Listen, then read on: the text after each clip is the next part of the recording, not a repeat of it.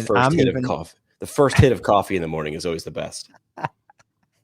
I need that second hit of coffee. I already had my first cup. Good morning, everyone. Jimmy McKay, Tony Maritato, PT Breakfast Club. So this time, Jimmy is here and Dave's on his way out. But Dave had some amazing news. I don't know. Are we allowed to share what he told us? I mean, it's like our life's a reality show anyway. Why not? All right. So Dave recruited, hired, got a physical therapist to join the team. So Dave's doing some work with the new therapist. We'll have to get the scoop on how it's going. I mean, that's been the talk of the town. Like, nobody can find clinicians, nobody can find staff. But of course, that's because they're out there. They're happy, they're working, they're content, they're doing what they love doing. So it's not that they don't exist. It's just they're not looking for jobs, and the jobs that are out there aren't appealing to them. Yeah, I know, like, conversations and things people put on LinkedIn aren't necessarily accurate, but like I follow this guy called the Realist Recruiter. I actually don't know his real name, but he's like in the recruiting industry. Like, he said he's bounced around in terms of different industries, but always been in recruiting and talent acquisition. And he said, like, more than 80 or 90% of organizations I've worked for, the budget for recruiting is significantly higher than the budget for retention. And I don't know, like, is it an overly simplistic view to say, hey, if you have great people and you keep them around, that's the better way to do it? Because if you're bringing someone in, right, like they say 20 years ago, the best way to get ahead was to stay with one company for your career. Yeah. And now it's like you say, like, there's percentages out there and what you can make in terms of job hopping. Right. No, I agree. But everything is backward. It's like prevention versus like improving something versus keeping something good. I still drive a 2010 Toyota Highlander. I put all of my money into just maintenance and keeping it up because I know buying a new car is going to be so much more expensive, but so many people want that new car smell.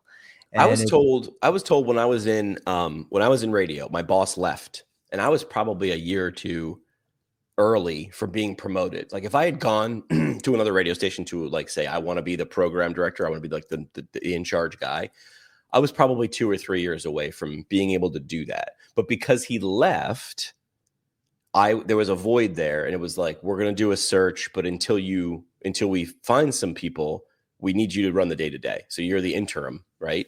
And then I had some really smart, older and wiser people pull me aside and like, you do realize this is like a 3-month job interview and you can like win this or lose this, right? And I remember thinking, but why? Like, you're going to interview people with way more experience. And a really smart person said, it's because they know you. Like, yeah, there's fewer variables with you.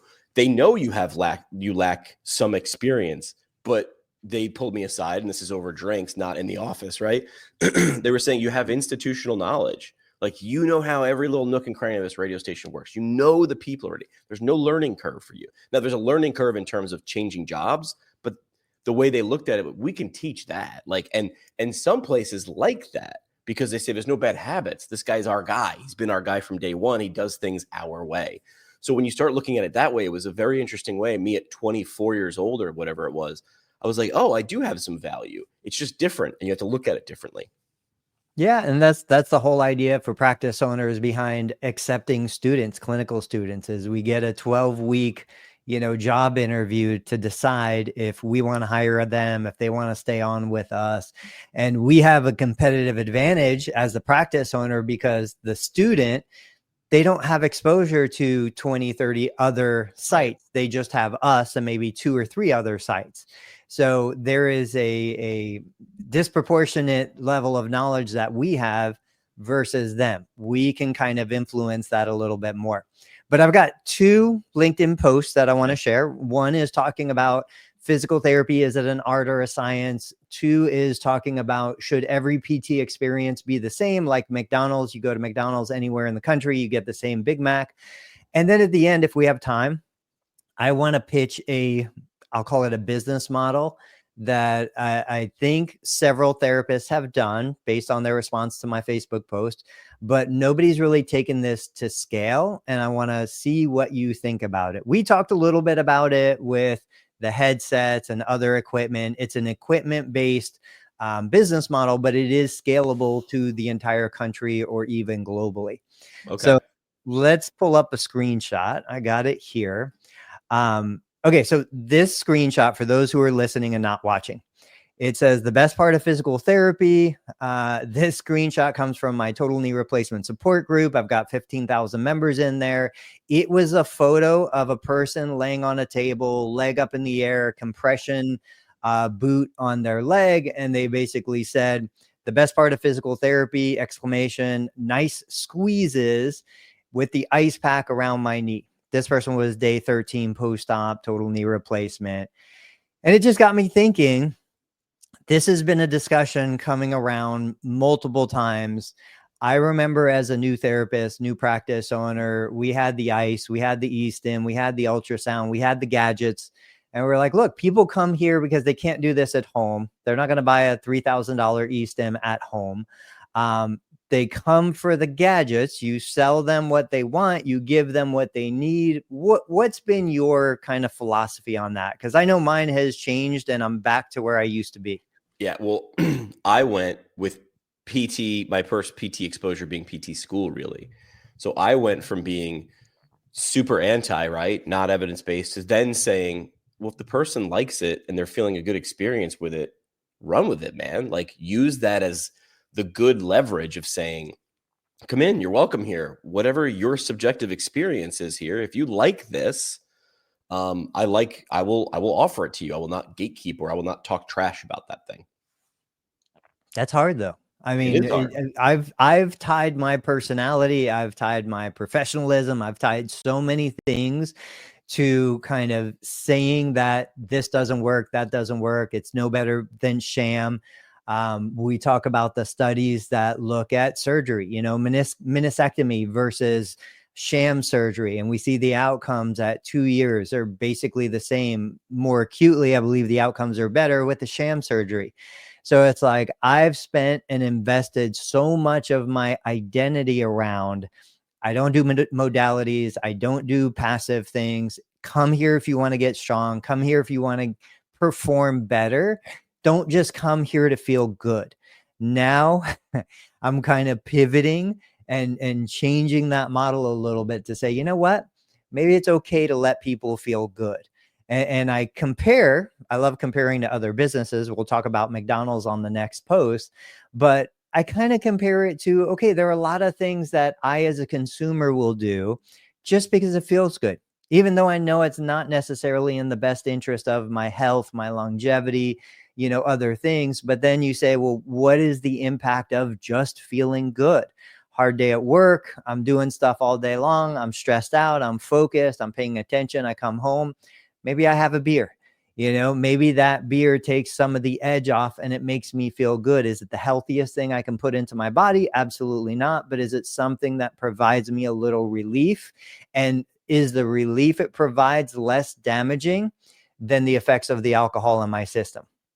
So when I'm looking at these decisions, I'm always thinking about the trade-off, right? Missed opportunities. What else could I be doing? Is this the best option for what I need right now? And that's where, when I'm looking at the modalities I'm bringing into my business, both for the patient's benefit, but then also for the benefit of the business, is this the best use of my time and money right now?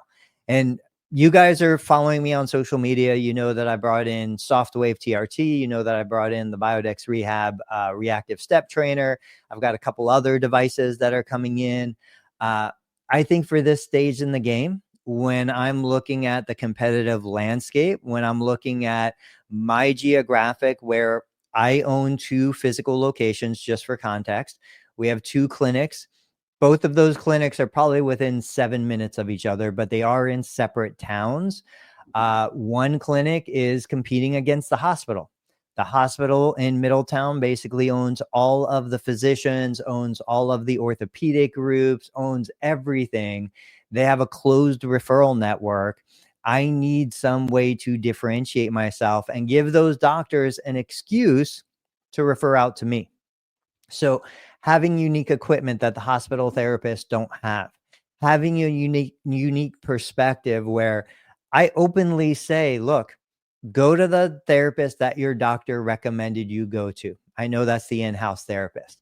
When you're done there, if you're not at 100%, if you feel like there's room for improvement, if you want continuation, come to me. I'm literally a mile down the road from the hospital-based outpatient therapy clinic. Come to me. There's no limits on Medicare. Even if there is a non-Medicare plan that has a 20 visit limit or something like that, we can work around it. We can negotiate with you. We can talk about self-pay options. But my differentiation is not that I'm a better therapist. We're all good therapists. Those hospital-based therapists kill themselves just as much as everybody else. They probably work harder than me, to tell you the truth. But I have things they don't have. I can do things they can't do. And so consumers, as they realize that, they'll go there because the doctor said go here. But then as soon as they're done there, they're going to come over to me. So, I would love to hear from you guys. Let me see. There's a couple comments here.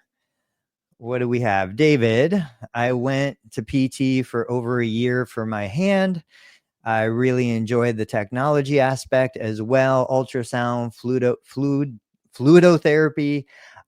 But I also enjoy the professional guidance and camaraderie. That's a great comment. That's something that I would look at and I would say it's a holistic approach, right? It's not just about the technical knowledge. It's not just about the physical product. It's about trust. It's about relationships. And you said it here, like you enjoyed the experience. We're going to talk about that on the next post. But that experience is so powerful to the healing process, to the journey, to building that long-term, plan of care. That's not just you hurt something, you come in, it feels better, and you're discharged. It's you hurt something, you come in, we build a relationship, we build trust, and now we're that long-term partner because you're going to get hurt again. You're going to fall again. You're going to tear something again. You're going to do something. Even if you're inactive and sedentary, you will still do something to cause injury, damage, pain, whatever it is. And I think, the better we are at building those relationships, the better opportunity we have to elevate the entire profession. So Bo said, looking good, fellas. Thank you very much. Scott's here. Scott said, the art of physical therapy. Let's talk about it. Is it an art or a science? So Jimmy's going to come back in a minute. Let me pull up the other screenshot from the other post. There he is. Hey, did you, and you don't have to have anything to say about it, did you have anything to say regarding that last post that I shared or anything that I was talking about? The first one? The one about the best part of physical therapy is, So I saw you post this in our group chat either last night or this morning, and I was actually at a hockey game. I played beer league hockey, and I don't want to brag, but we lost 8-0 in the championship game last night, and I'm like, okay, moving a little slow.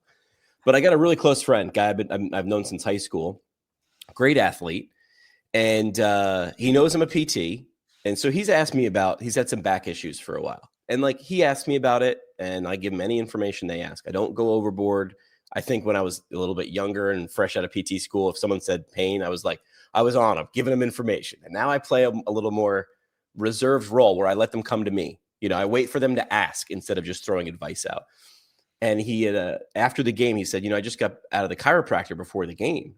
And 10 years ago, that would have been like, I would have said 50 different things. And now I just ask and just listen.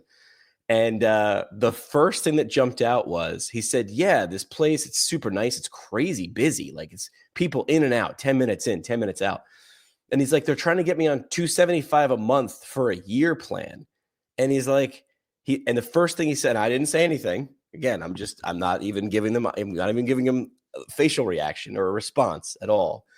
And he said, I feel like I'm being sold. Like the minute I walked in there, I feel like it was like bang, boom, boom, boom, sign here. And I'm like, so I just said, how do you feel when you leave after treatment? And he goes, I feel all right. I said, okay, well, if you feel good going to get it, what's the harm, right? If you could afford it. And then he said, I feel like I'm just lazy and all the stuff they're doing, I probably should be doing on my own. And I said, if you feel that way, I'm happy to give you some like 1 or 2 suggestions of things you can do on your own that you could try, but you've got to do it. So we sort of walked him through that. So when I looked at your post, I was started thinking, you know, what's the experience, this person's subjective experience of PT or chiropractic or McDonald's that we can talk about, right?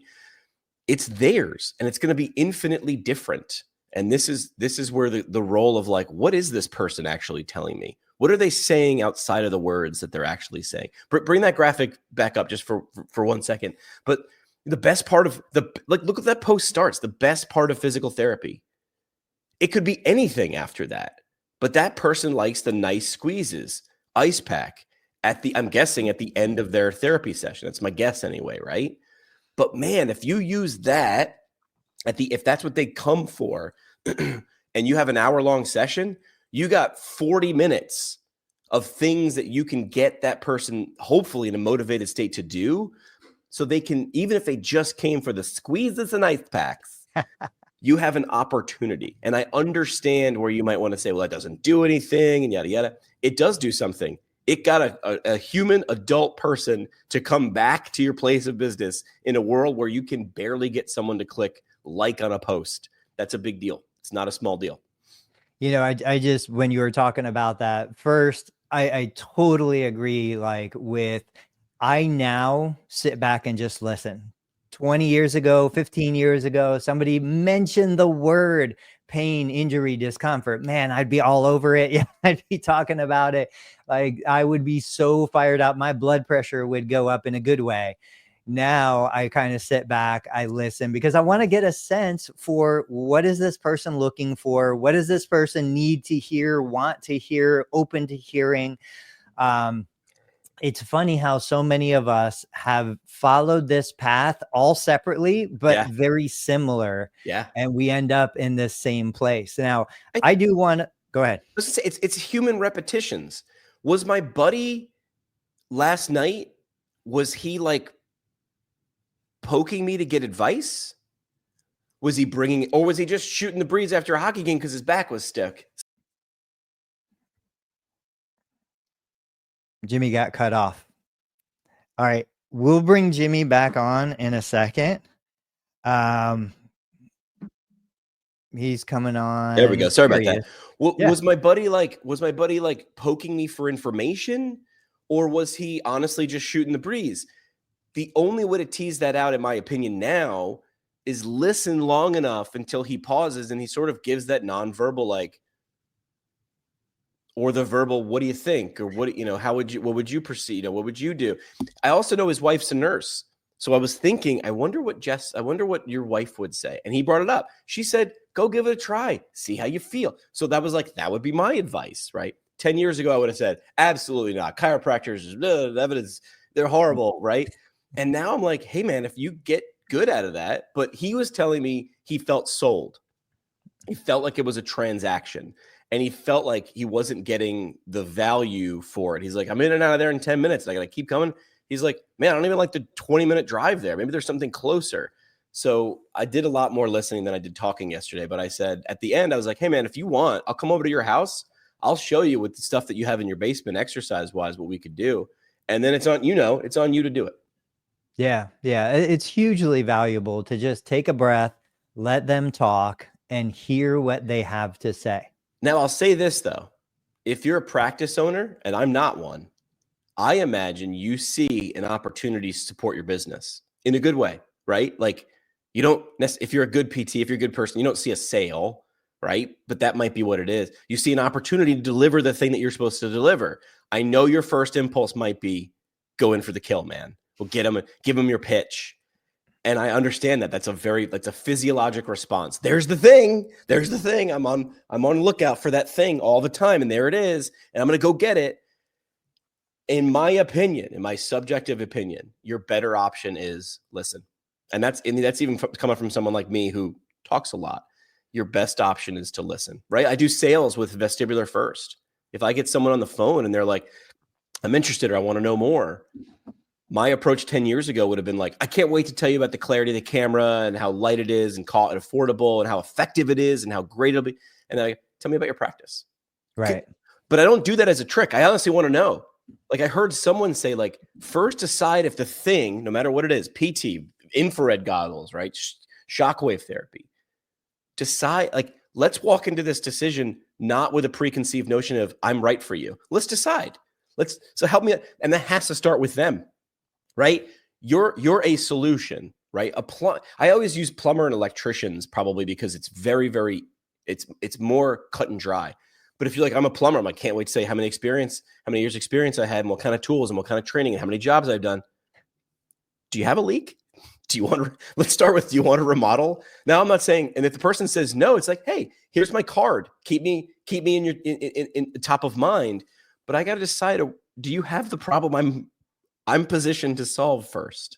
One of the best versions of sell me this pen that I ever heard was a guy saying, do you need a pen, basically? And he said, put yourself in the context of somebody is getting paid $1 million. They don't have a pen to sign the check. Now you're going to buy any pen that I put in front of you because you so desperately need that pen. Yeah. And so all of these elements come into play between context, personality, fears, anxieties, desires. I think the greatest thing about that story you shared was the fact that because that person didn't feel like, or it felt like they were getting sold and didn't feel like had the value exchange, that's perfect. They are not the right person for that practice. Right. That person, if forced to be a patient at that practice, is just going to cost that practice more time, money, effort, resources. This pushed them away just enough, hopefully, that it made room for somebody else who's dying to be sold to. Right. I did notice something else. He never talked to me about the treatment. He's like, they do some stuff. What he talked to me about was, hey man, next thing I knew, they're telling me they're going to put me on a recurring $275 a month plan. I come in twice a week, and oh no, they took x-rays and they said, oh, you're bad. And you're like this, but you need to be like this. And we're going to adjust you. And this. I said nothing about that. And he said, listen, I'm not paying $275. I can't afford it. Like, that was his objection. And the person on the phone, she came back and said, well, what could you afford? Like, so he said, so he's a guy who understands business. He does side work. He understands how to negotiate to, do drywall and things like that. He threw out a price, and she said, oh, how do you expect us to do that? Right? Pull the Chris Voss move. How do you expect me to do that? And he's like, it felt like a negotiation. And I said, the only thing when I did say, I was like, it was a negotiation. But did you like the experience while you were there? He never really talked about it. He just said, they took x-rays and I know I have a problem and I got to do this. And they're showing me that. So they did the sort of version of maybe compression and ice. Right. And now he's walking around feeling like I got a thing wrong with me. And I used to be this great athlete. Meanwhile, he's 45 years old, was a killer high school athlete. He's a firefighter, right? So dude has an active job. I know he's been out of work for like the last 2 or 3 weeks on vacation. So I just said, do you think that could have anything to do? Like, you went from beach to throwing on a Scott pack and carrying saws in the middle of the night. Like, think about what tactical athletes do. I never thought about this until someone said it, right? An Ironman trains for 12 months. I know exactly when the gun goes off.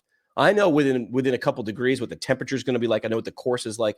Tactical athletes are sleeping or sitting on the couch or cleaning the fire truck, and all of a sudden, zero. Now my heart rate is checked. So he's doing that. So I just said, do you think it could have been that? And he's like, yeah, I think it might have been. So I wasn't trying to talk him out of going to a chiropractor. I was trying to make sure he didn't walk around feeling like he was a walking problem. Yeah. Yeah. And that's 90% of what I do in the clinic. It's not about the treatment. Go to YouTube if you want the treatment.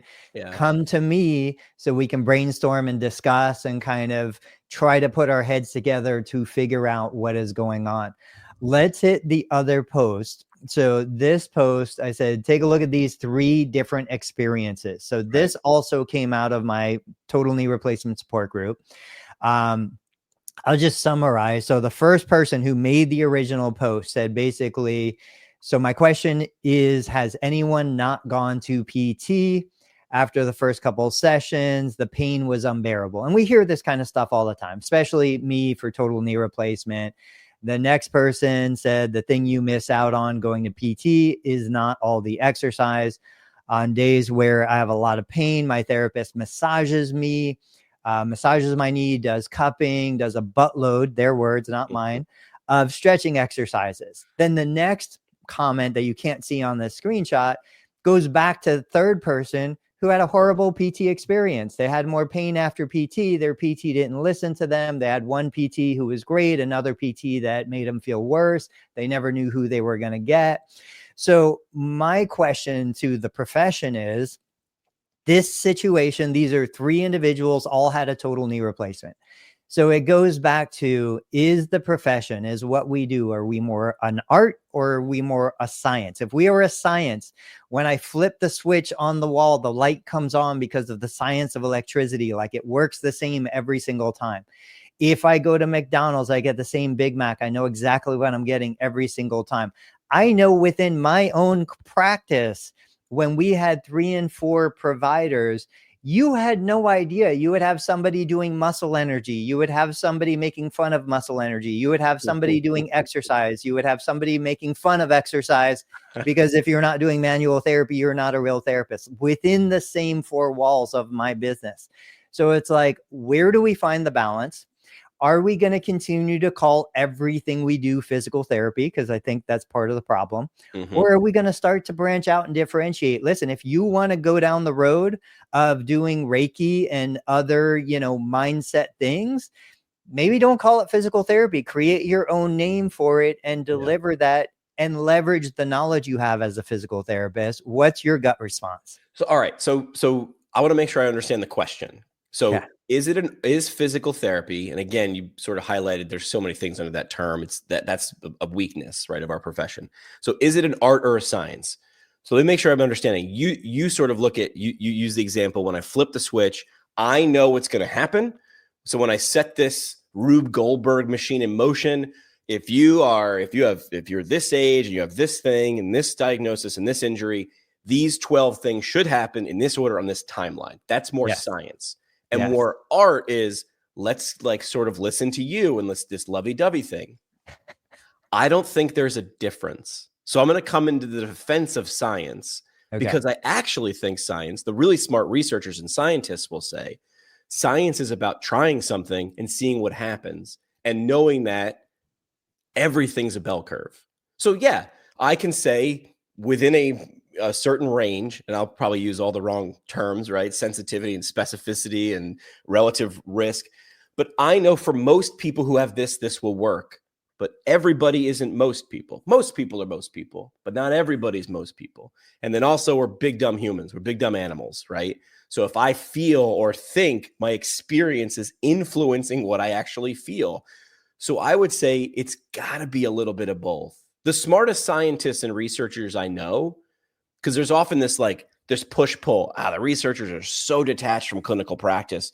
They don't know what's going on in here. They tell us to do this. They don't know what it's like. The smartest researchers I know that I am in a vacuum and I'm doing that. And I'm giving you the best thing I can test, knowing it's very hard to take some of these things out. These are not testing wires and electricity where I know it's going to happen 99.99 times out of 100. So I'd say that is science, this testing and talking with people and seeing what works. I'm going to say that's the early stages of it being a science. This is the experimentation, the hypothesis. Let's try these things. Let's see what works.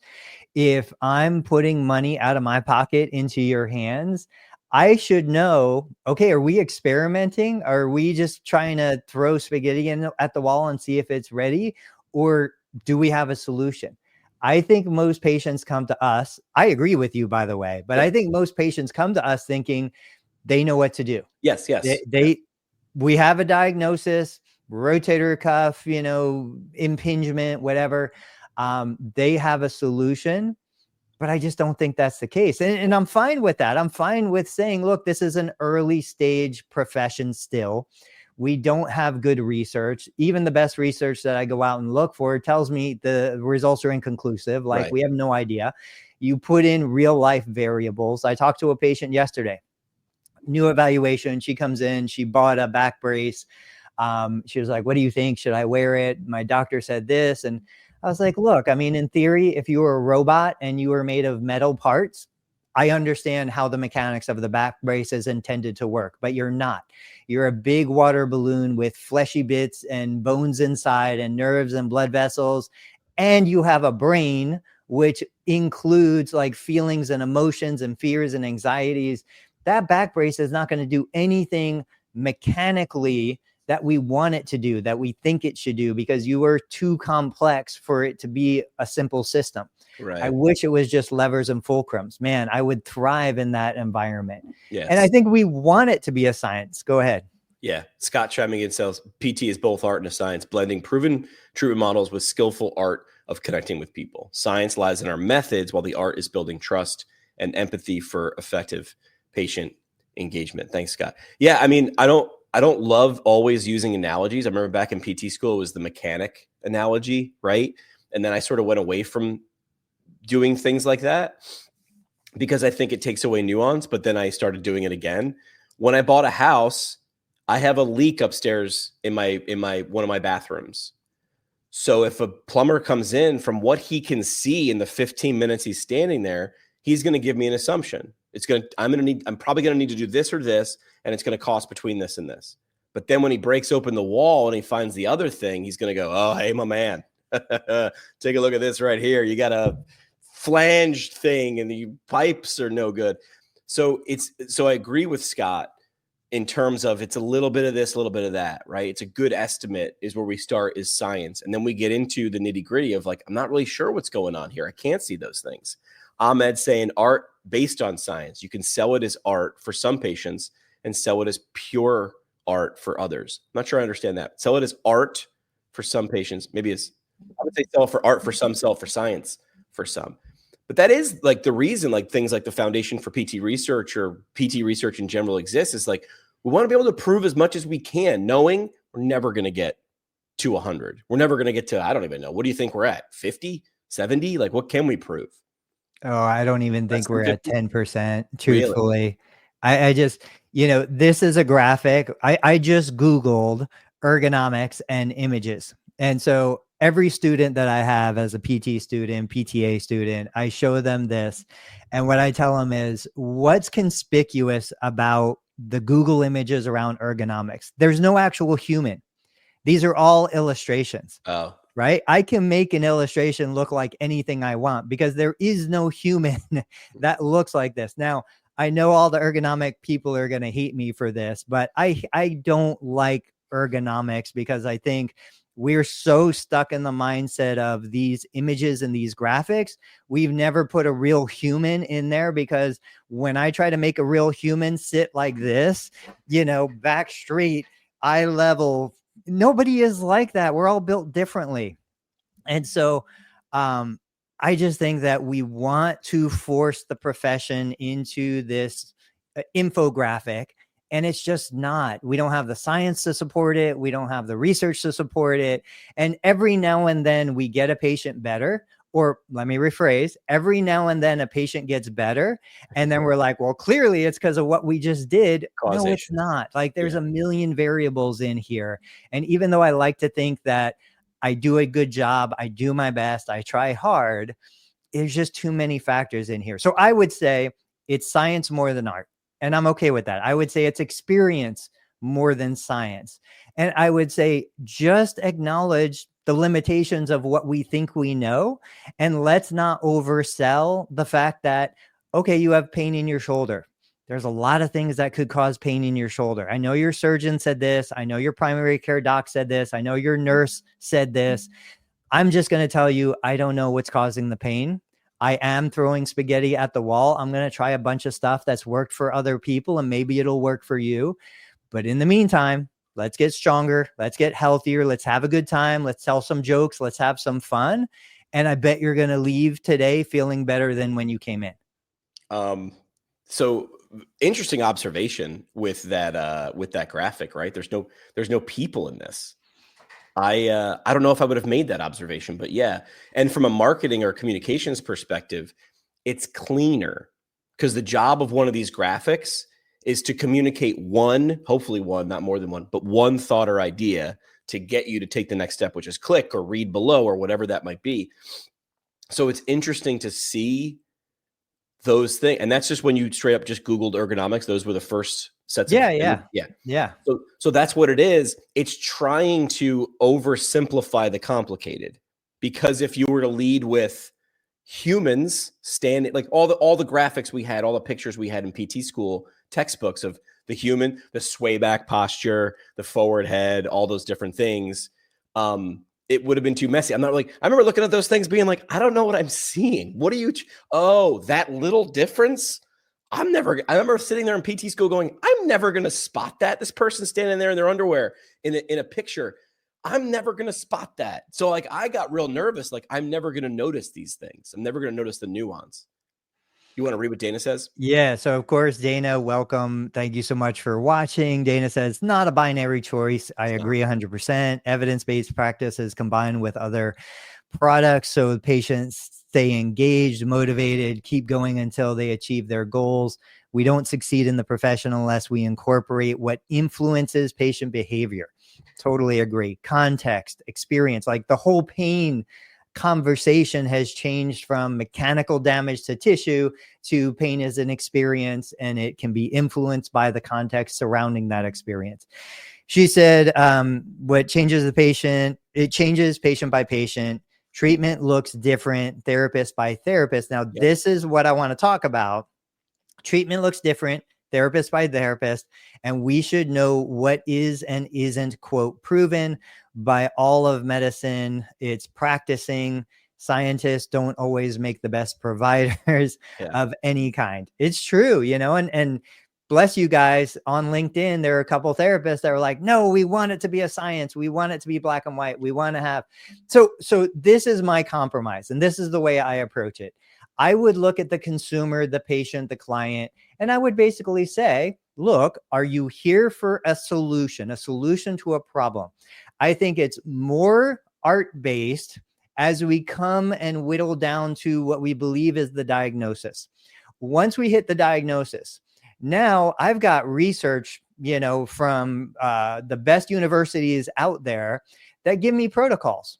So if you want a solution, I will sell you this solution. This is a protocol. I don't have to think about it. I did my thinking during the evaluation process, limiting out, red flags, doing all that stuff. Now, consumer, you can buy this protocol, or you could buy the experience. And the experience is we're going to have fun. We're going to build trust. We're going to build confidence. We're going to do these things that you didn't think that you could do. I think you can go into those different directions, but I think it gets frustrating when we confuse that. And we think hard-nosed, this is a science, black and white, when in reality, we just don't have the science behind it to actually say, yes, every time I see a rotator cuff tear, it always needs surgery. No, there's plenty of times it doesn't need surgery. It's plenty of times we can rehab it. I stopped right when you were taking a drink. Sorry. When I came into PT school, I was so naive, man. Coming from radio, met a few PTs, and I'm the kind of guy who just jumps and I'm like, nah, the net will appear. I'll figure it out. I definitely thought it was going to be like 98% science. I'm like, they're going to show me the magic things to do. And I remember like the moment sitting in class, I think I was in my second year, and being like, oh, we're just going to do a bunch of stuff. Like, that's what it is. So I'm not going to be able to be at a party and be the magician. And I remember getting real nervous because I was like, oh, how am I going to know which thing to do? So the percentage of art and science, what would you say? What was your estimate? If you had to give it, I said 10% or less. 10% art, 10% science, 10% proven, 10% we actually know what we're doing. ChatGPT thinks it's 70 to 80% science, 20 to 30% art. And it gives roughly the same estimate on chiropractic care, giving chiropractic 60 to 70% science, 30 to 40% art. It's funny what AI does, right? And of course, that's just a random computer's calculation and guess. So Steven's here. Steven says, hey, Bo says, I'm sure you all know the study where the ultrasound machine was turned off. Yeah. I mean, sham acupuncture, sham surgery, it's all a sham. I agree, and so we go back to, while yes, the evidence is inconclusive between sham versus placebo versus, actual intervention, The reality is, on an individual basis, there are people who get benefit. There are people who get results. Even within my clinic, I could do the same exact thing with to my best ability, the same context around that thing, describing that thing in the same way. And I'll get some patients that get improvement and some patients that don't, and so I have to make the ethical decision on my side. And I think this is where we start to push those limits a little bit. Do I sleep well at night with what I charge for what I deliver? Yeah. I know I've seen people that are willing to pay tens of thousands of dollars for interventions that we believe are shams. Can that provider sleep well at night, charging what they charge for what they actually deliver? That's a decision they have to make. I know I can, but I'm also not selling $20,000 packages. Right. Talking about $20,000 packages, we have a little bit of time left.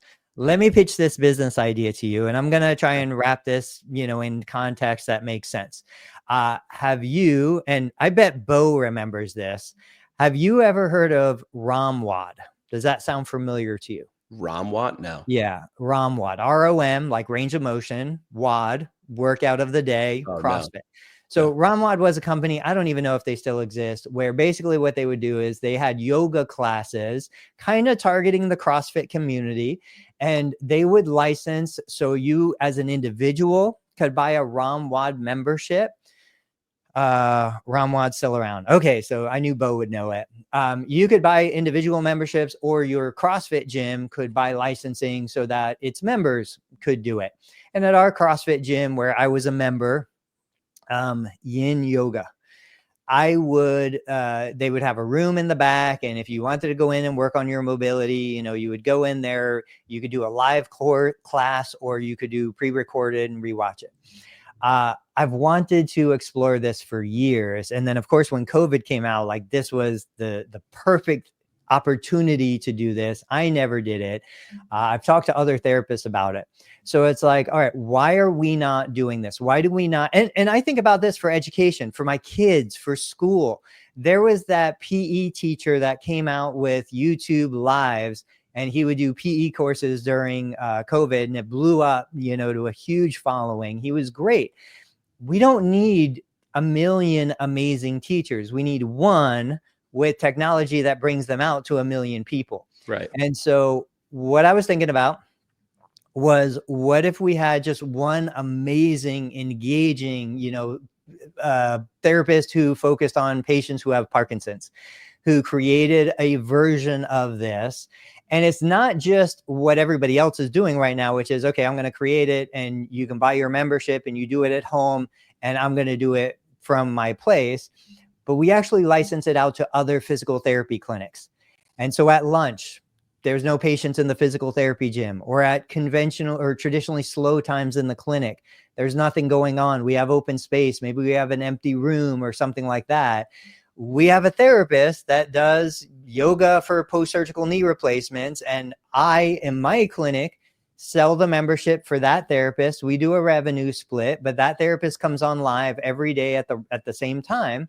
And clinics all across the country just have a flat panel TV, which most of us do anyway, and that therapist runs a live session. It could be completely independent. It could be where we have somebody on staff who's floating between patients. Now, if you guys really want to go deeper down this rabbit hole, this could be billable to Medicare. This could be group sessions billed as one-on-one for individual units for the time spent with each individual.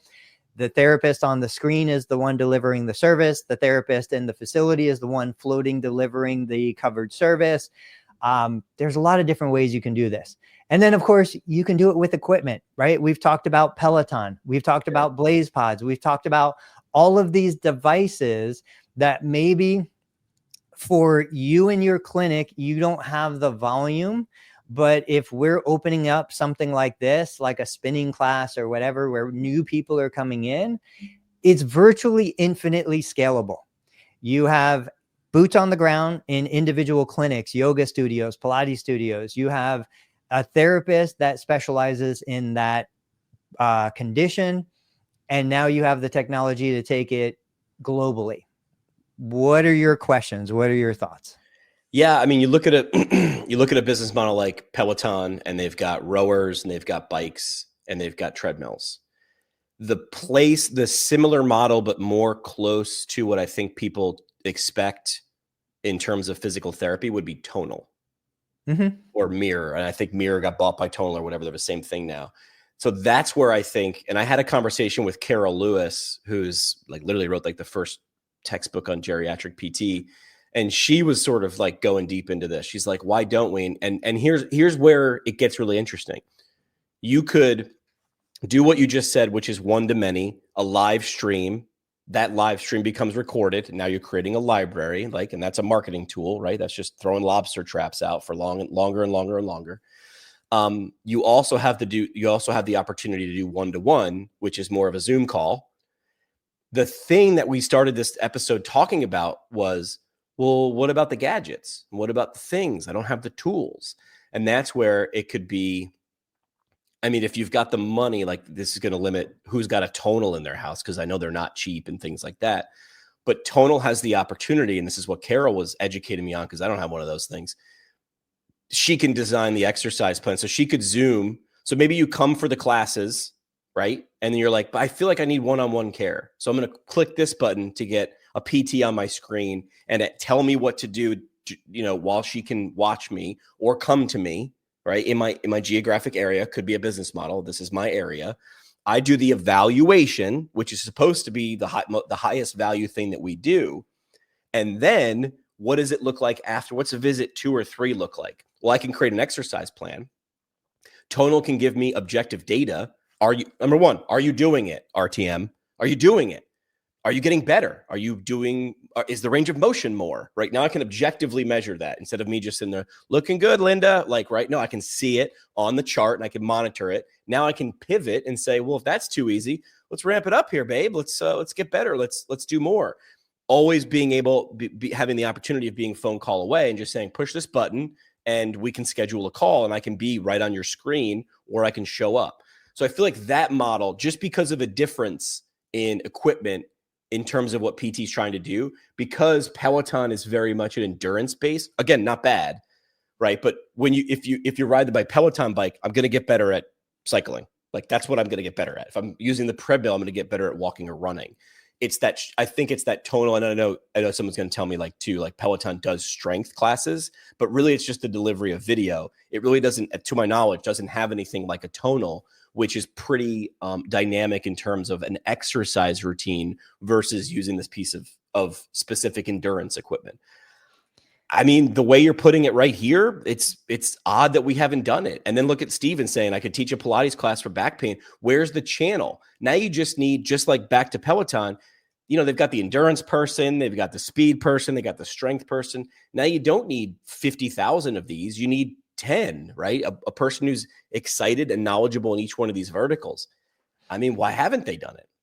And when you look at, so you said RTM, David said RTM, of course, there are so many layers now that we can bring into it. So Jimmy said, you take this group, everybody's doing the same thing, workout of the day. It could be workout of the day on a specific function. So maybe today we're going to focus on, versions of squatting, whether it be sit to stand, commode transfers, or just squatting, kettlebell, dumbbell, barbell. You have somebody like Steven who could come out doing a Pilates class. There's a male perspective teaching Pilates, but then you also have a female perspective. You have a geriatric perspective. You have a 20-year-old perspective. Like, it opens up the menu so that the individual could choose who they want to lead them, guide them through this program. The layers of, depending on where you go, what direction you go. So Steven, I'm just going to say, we used to have a reformer in the clinic. My wife was a PT. She got certified. She was doing Pilates. She's been out of the clinic for 17 years. I'm not going to use that piece of equipment. It's just sitting there completely useless. So if I wanted to bring Steven into my clinic and 100 other clinics around, there's the opportunity to sell that equipment. So Steven can make the revenue on the sale of the equipment, make the revenue on the membership and the revenue share of the membership, make the money on potentially private consulting or things like that. RTM. So if I'm getting objective information back through my RTM platform, that's billable revenue, whether it be the therapist who's running the program or the on-site therapist. You know, if you have an open plan of care on the individuals that are coming, there are so many different ways that we can make this work. It's a proven model. Tonal has it, Peloton has it, there's rowing companies that have it.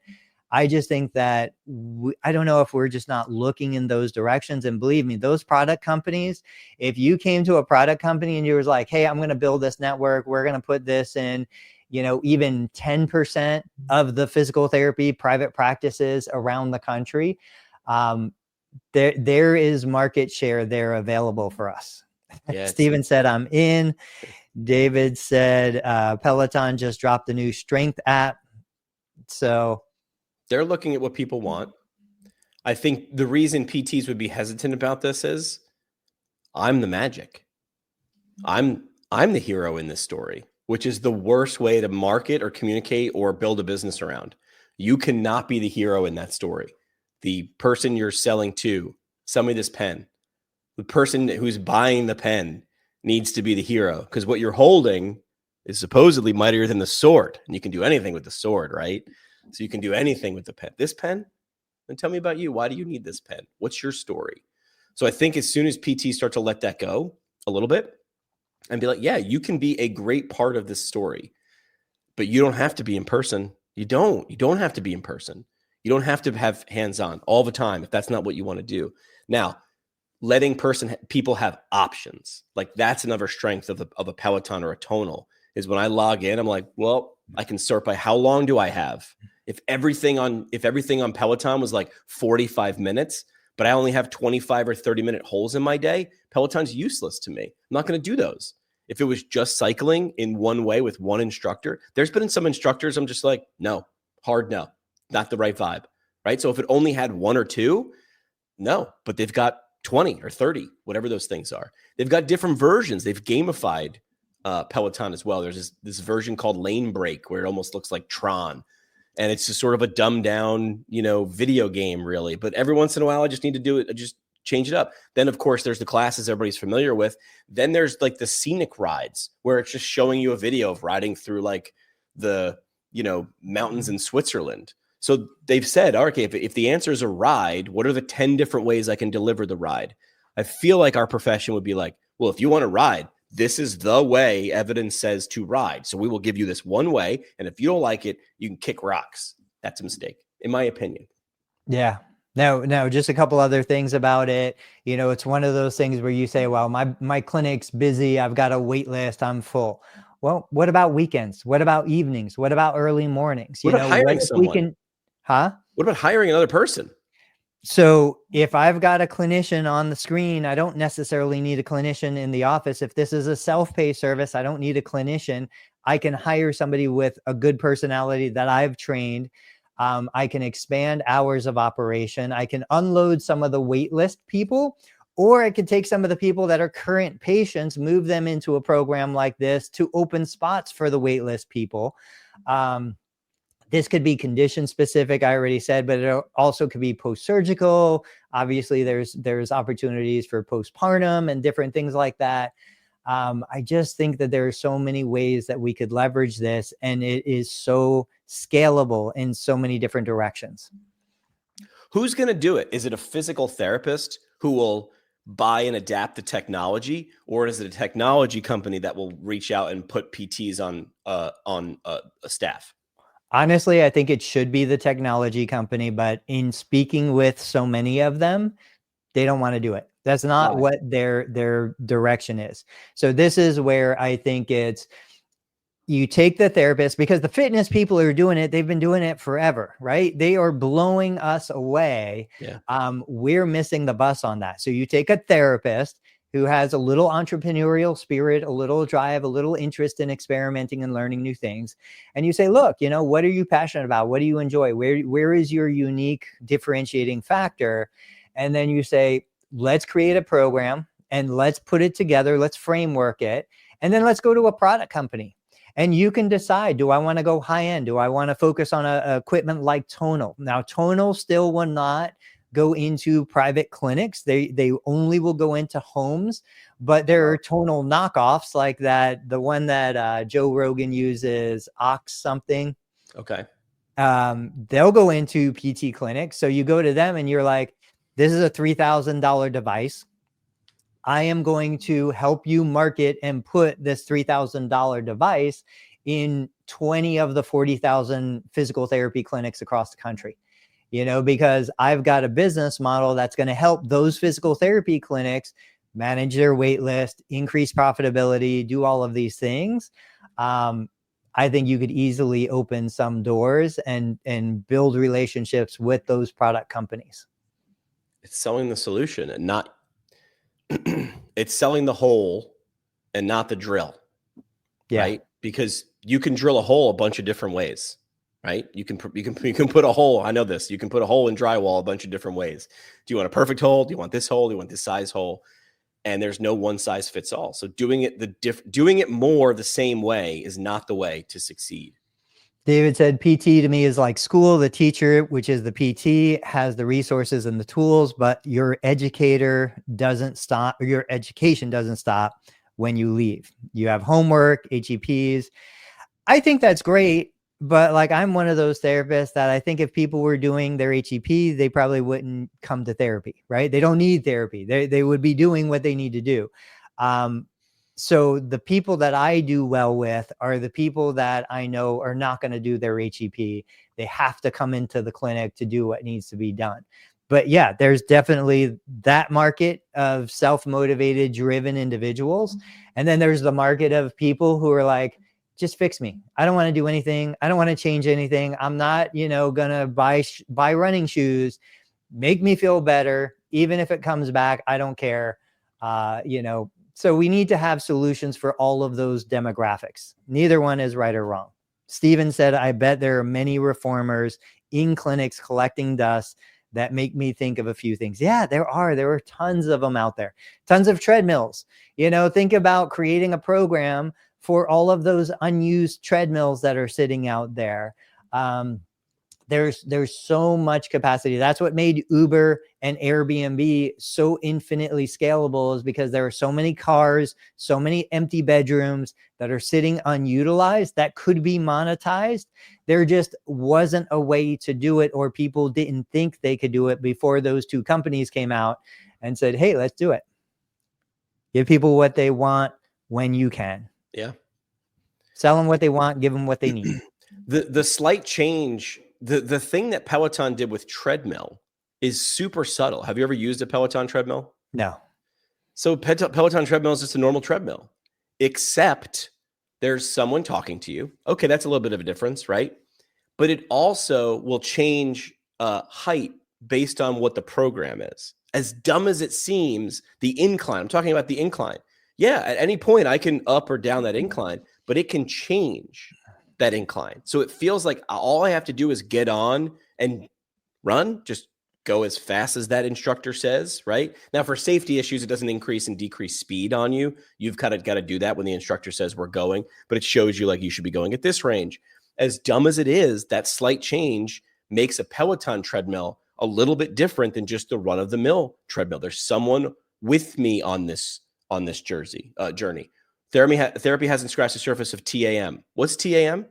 Total addressable market. Oh, yeah, okay. I was like, I thought it was like a type of therapy. I was like, what am I missing now?